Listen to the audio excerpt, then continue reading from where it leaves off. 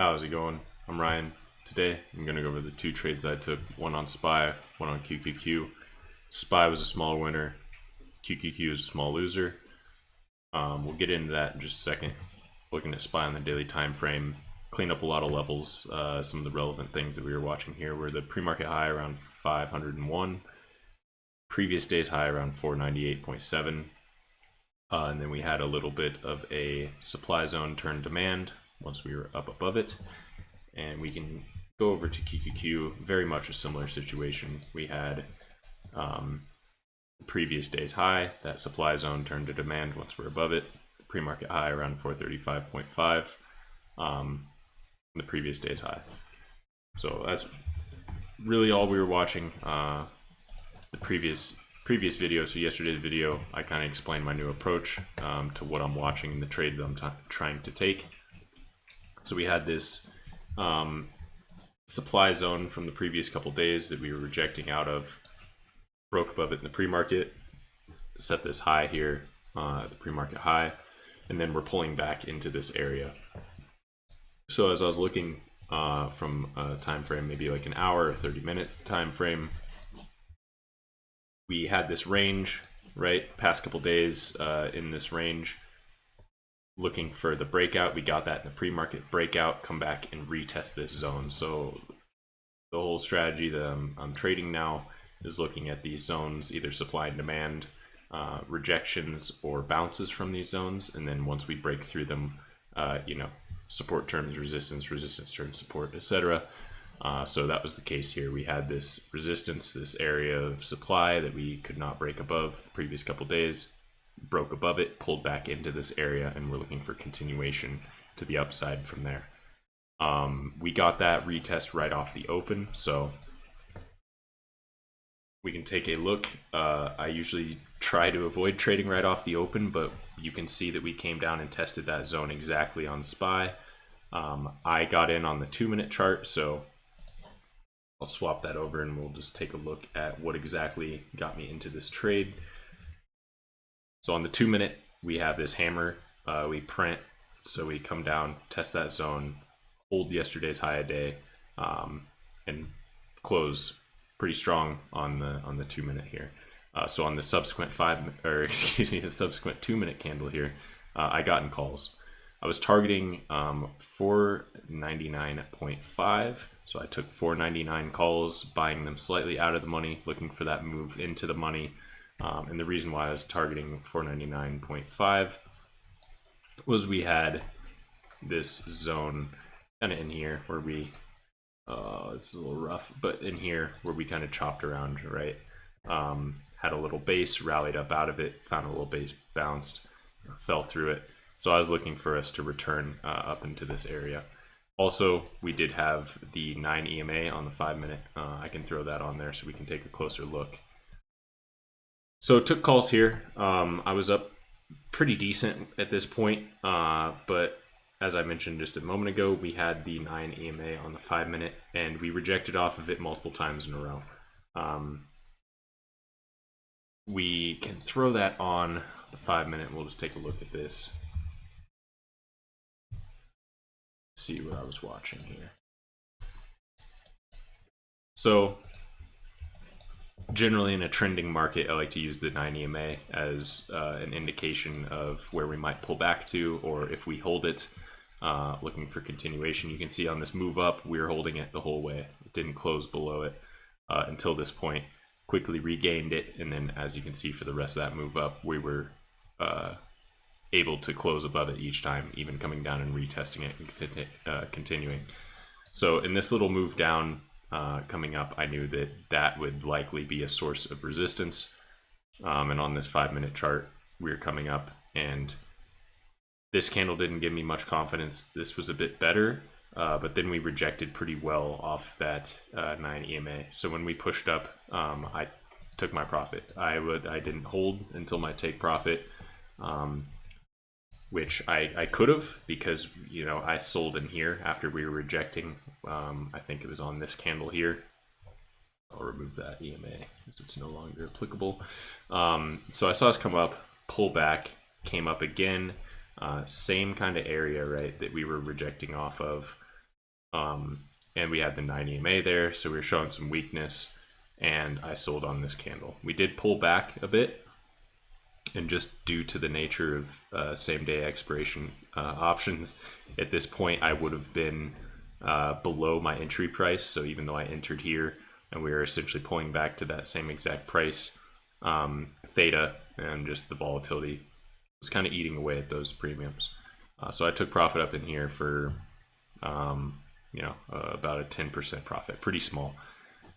Another reason why I took the profit here is because I was also watching QQQ, and we'll look over at QQQ in a second.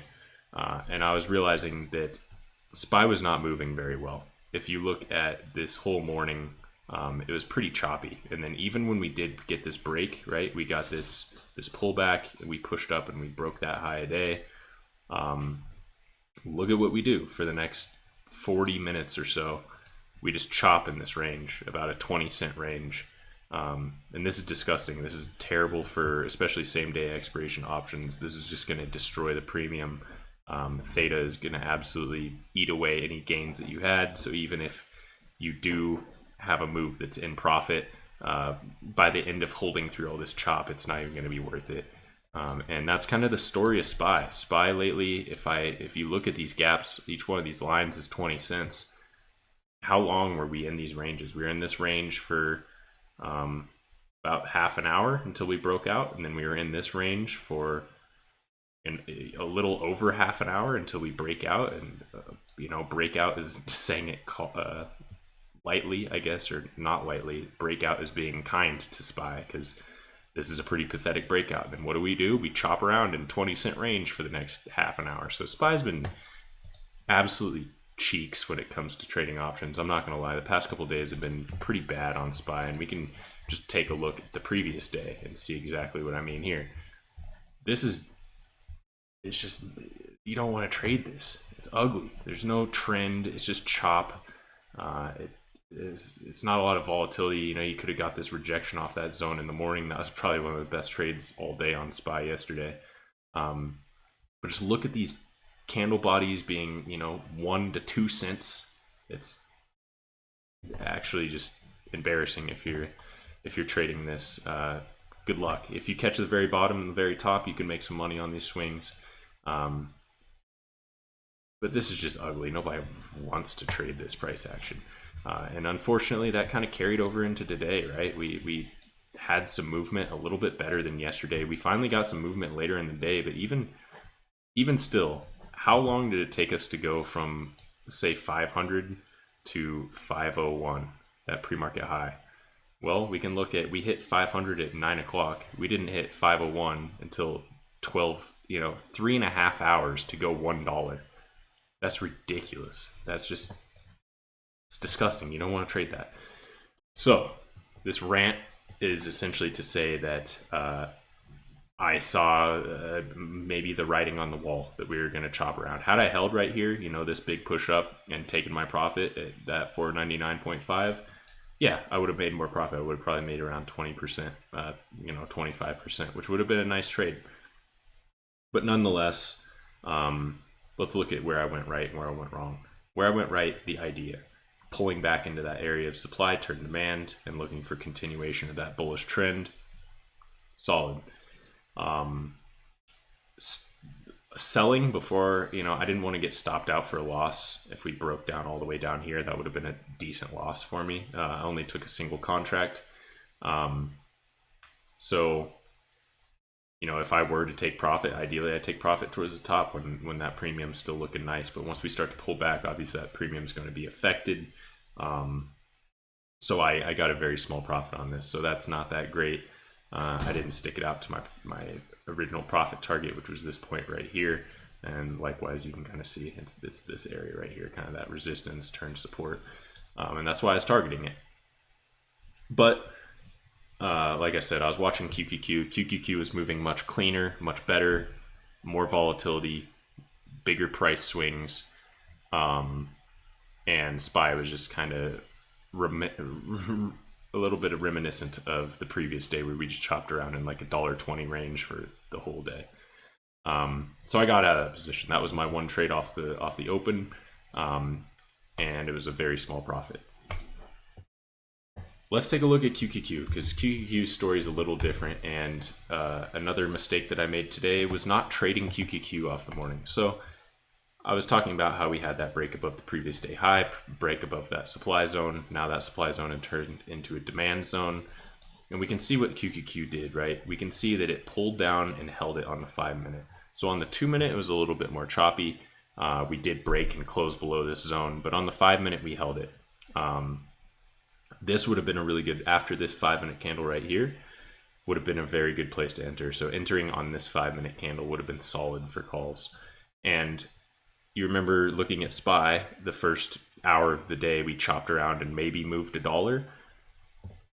QQQ moved $2 in 20 minutes, and it's a the percentage is even greater because SPY is up at $500. This is at 433 to 435. So the percentages are greater, the swings are greater, the volatility, and just look at this move, right? You find support, previous day's high, make a new high, a little consolidation, rally, retest previous day, pre-market high, continue to make new highs. This is a beautiful trending day, and there are opportunities to take trades here on continuing the trend.